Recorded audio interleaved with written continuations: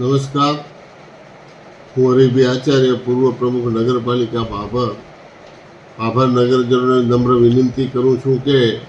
આવતીકાલે 26 તારીખે સવારે 7 વાગે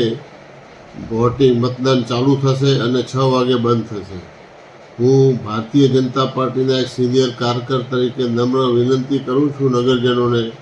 કે સવારે વહેલા ઉઠી અને વોટિંગ પૂરેપૂરું ગરમીનો ટાઈમ છે અને 12-1 વાગ્યા સુધીમાં જે કંઈ વોટિંગ ઝડપી થાય એ રીતે દરેક નગરજનો પોતપોતાના કામ ધંધા છોડી અને વોટિંગ માટે વહેલાસર પધારે. બાકી એક ભારતીય જનતા પાર્ટીના કાર્યકર તરીકે વિનંતી કરું છું કે વોર્ડ નંબર 1 થી 6માં કુલ આપણા 24 ઉમેદવારો ઊભા છે અને 24 ઉમેદવારો સક્ષમ અને ભારતીય જનતા પાર્ટીના નિષ્ઠાવાન કાર્યકરો છે અને નગરજનોને પૂરેપૂરી સેવા આપી શકે એવા કાર્યકર છે. માટે આપ સૌને મારી વિનંતી છે